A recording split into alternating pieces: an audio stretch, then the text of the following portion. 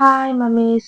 இன்னைக்கு நம்ம குழந்தைங்களோட ஃபர்ஸ்ட் மைல்ஸ்டோனான குப்புற விழறத பத்தி தான் பார்க்க போறோம். வீடியோல யூஸ்ஃபுல்லான நிறைய இன்ஃபர்மேஷன் கொடுத்துருக்கேன். ஸோ வீடியோவை ஸ்கிப் பண்ணாம பாருங்க. வாங்க வீடியோக்குள்ள போலாம். சில குழந்தைங்க 3 மந்த்லயே கரெக்டா குப்புற விழுந்துருவாங்க. சில குழந்தைங்களுக்கு ஆல்மோஸ்ட் 5-6 மந்த் கூட ஆகலாம். இப்படி கொஞ்சம் டிலே ஆகிற குழந்தைங்களுக்கு நம்ம என்ன மாதிரி அவங்கள என்கரேஜ் பண்ணி குட்டி குட்டி டிப்ஸ் மூலமா அவங்கள குப்புற விழ வைக்கலாம் அப்படிங்கறத பத்தி தான் பார்க்க போறோம். ஃபர்ஸ்ட் என்ன அப்படின்னு பாத்தீங்கன்னா, அதிக நேரம் உங்க குழந்தைங்களை நீங்க கையில தூக்கி வச்சிருக்கிறத கொஞ்சம் ஸ்டாப் பண்ணிக்கோங்க. 2.5 மந்த்ஸ்க்கு அப்புறமாவே குழந்தைங்கள நல்ல ஒரு கோர பாயில போட்டு பழகுங்க. எதுக்காக நான் கோர பாயில போடுங்க அப்படின்னு சொல்றேன்னா, அதுல குழந்தைங்களுக்கு பிறண்டு படுக்கவும் குப்புற விழவும் நல்ல ஒரு கிரிப் கிடைக்கும். ஸோ குழந்தைங்க அவங்க கையை வச்சு முட்டியை வச்சு பேலன்ஸ் பண்ணி திரும்பறதுக்கு நல்லாவே ட்ரை பண்ணுவாங்க. வழுக்காம இருக்கும். அதனாலதான் நான் பாய் யூஸ் பண்ண சொல்றேன். அடுத்ததா பாத்தீங்க அப்படின்னா, குழந்தைங்களை மோஸ்ட்லி வந்து அவங்க ஒன் சைடா பிளே பண்ற மாதிரி, அதாவது ஒரு சைடா திரும்பி படுக்கிற மாதிரி நீங்க அவங்களுக்கு நிறைய டாய்ஸ் வச்சு விளையாட்டு காட்டுங்க.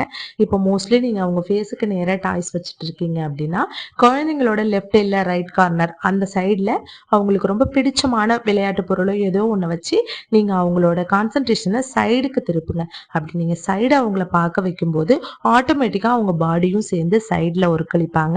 இந்த மாதிரி ஒருக்களிச்சு படுக்க ஆரம்பிச்சிட்டாங்க அப்படின்னாலே ஆல்மோஸ்ட் ஒரு 20 டேஸ்க்குள்ளவே வந்து குப்புற விழ ஆரம்பிச்சிருவாங்க. ஸோ நீங்க குழந்தைங்கள ஸ்ட்ரைட்டா 2.5 மாசத்துக்கு மேலவே வந்து குழந்தைங்க கூட நல்லா விளையாடலாம். ஸ்ட்ரைட்டா அவங்க ஃபேஸுக்கு நேராக நீங்க ஒரு டாய் வச்சு அவங்களுக்கு விளையாட்டு காட்டுறதை விட சைடில் வச்சு நீங்க காட்டும்போது அவங்களோட பாடி ஆட்டோமேட்டிக்கா திரும்பும். இது வந்து செகண்ட் டிப். இது நீங்க 3 மந்த்துக்கு மேல ஆயிடுச்சு குழந்தைங்களுக்கு அப்படின்னா, ஓரளவுக்கு சிரிக்க ஆரம்பிக்கிறாங்க, பிளே பண்றாங்க அப்படிங்கும்போது நீங்க இந்த மாதிரி பண்ணலாம். ரொம்பவே ஹெல்ப்பா இருக்கும். அடுத்ததா குழந்தைங்கள நீங்க ஏர்லி மார்னிங்ல எழுந்ததும் அவங்களுக்கு லைட்டா ஒரு வார்ம் அப் மாதிரி கை காலை லேசா நீவி விட்டு அவங்கள டம்மி டைம்க்கு பழக்குங்க. இப்படி நீங்க டம்மி டைம் குழந்தைங்களுக்கு காலையிலேயே கொடுக்குறப்போ அவங்க ரொம்ப பிரிஸ்கா ஃபீல் பண்ணுவாங்க. அவங்களோட மசில் எல்லாமே வந்து நல்லா ஸ்ட்ரென்தன் ஆகும்.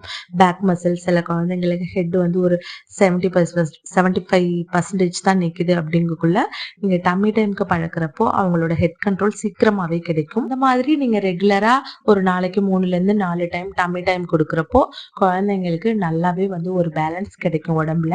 அப்படி பேலன்ஸ் இருந்துச்சு அப்படின்னா ஆட்டோமேட்டிக்கா வந்து ஹெட் கண்ட்ரோல் ஆகி குழந்தைங்க குப்புற விழுந்துருவாங்க.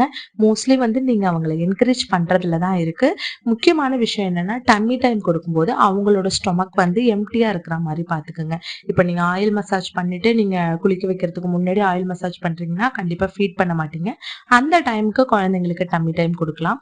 ஏன்னா நீங்க பால் கொடுத்தோ இந்த மாதிரி குப்புற போடும்போது குழந்தைங்க வாமிட் பண்றதுக்கு சான்ஸ் இருக்கு. ஸோ அதை கொஞ்சம் பாத்துக்கோங்க. அடுத்த இம்பார்ட்டன்டான விஷயம் என்ன அப்படின்னா, குழந்தைங்களுக்கு குப்புற விழறதுக்கு அவங்க லெக்கை வச்சு பேலன்ஸ் பண்ணி தான் அவங்க ஃபுல் பாடியவே திருப்புவாங்க. ஸோ குழந்தைங்களோட லெக்குக்கு நல்ல ஒரு வார்மான ஆயில் வச்சு நல்லா மசாஜ் கொடுங்க. ஃபுல் பாடியுமே கொடுங்க. அதிகமாக பார்த்தீங்கன்னா அவங்களோட முட்டி பக்கம் வந்து அதிகமாக நீங்கள் வந்து குழந்தைங்களுக்கு மசாஜ் கொடுங்க. இந்த மாதிரி கொடுக்குறப்போ நல்ல ஒரு போன் ஸ்ட்ரென்த் கிடைக்கும்.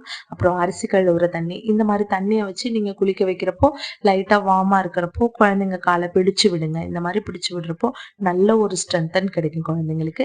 ஈஸியா அவங்க குப்புற விழுறது மட்டும் இல்லாம தவழ்றது, இந்த மாதிரி நிறைய மூமெண்ட் குயிக்கா குழந்தைங்க பண்ணுவாங்க. இது நான் என்னோட ஃபர்ஸ்ட் பேபி கிட்ட லைவா எக்ஸ்பீரியன்ஸ் பண்ணியிருக்கேன். என்னோட ஃபர்ஸ்ட் பேபி பாத்தீங்கன்னா 5.5 மந்த்ல தான் குப்புற விழுந்தாங்க. ஆனா செகண்ட் பேபி ஒரு 2.5 மந்த்லயே குப்புற விழுந்துட்டாங்க. எனக்கு இவங்க 2 பேருக்குள்ள இருக்கிற மேஜர் டிஃப்ரெண்ட் என்னவா பார்த்தேன்னா வெயிட் மட்டும்தான். ஃபர்ஸ்ட் பேபி வந்து ஓரளவுக்கு நல்ல வெயிட்டா இருந்தாங்க. ஸோ அவங்களோட பாடி அவங்களால திருப்ப முடியலையாட்டிருக்கு. ஆனா செகண்ட் பேபி பாத்தீங்கன்னா லீனான பேபி தான். அவங்க எல்லா ஆக்டிவிட்டியுமே இவங்களை விட குயிக்காவே பண்ணாங்க. ஸோ அதுக்காக தான் சொல்றேன். குழந்தைங்களுக்குள்ளவே ஒரே வயதுல பிறக்கிற குழந்தைங்களுக்குள்ளேயே இவ்வளோ டிஃப்ரென்ஸ் இருக்கும்போது நீங்க அடுத்த குழந்தை கூட உங்க குழந்தைய கம்பேர் பண்றப்போ கண்டிப்பா டிஃபர் ஆகும் தான். ஸோ நீங்க அதை நினைச்சு ஃபீல் பண்ணாதீங்க. அடுத்தது குழந்தைங்க வெயிட் வந்து இதுல ரொம்பவே முக்கியமானது. கொஞ்சம் வெயிட்டா இருக்கிற குழந்தைங்க லேட்டா தான் எல்லா ஆக்டிவிட்டியுமே பண்ணுவாங்க. அது மேக்சிமம் குப்புற விழுறது, தவழ்றது, இந்த மாதிரி ஆக்டிவிட்டி கொஞ்சம் டிலேயா தான் பண்ணுவாங்க. ஏன்னா அவங்களோட சக்திக்கு அவங்களோட வெயிட்டையும் அவங்க பேலன்ஸ் பண்ணி அவங்க எல்லா ஆக்டிவிட்டியும் பண்ணணும். ஸோ இதை நினைச்சு எதுவும் ஃபீல் பண்ணிக்காதீங்க. இந்த வீடியோ உங்களுக்கு கண்டிப்பா யூஸ்ஃபுல்லா இருக்கும் அப்படின்னு நம்புறேன். வீடியோ பிடிச்சிருந்துச்சுன்னா லைக் பண்ணுங்க. இந்த மாதிரி நிறைய பேபி கேர் வீடியோஸ்க்கு நம்ம சேனலை மறக்காம சப்ஸ்கிரைப் பண்ணுங்க. தேங்க்ஸ் ஃபார் வாட்சிங்.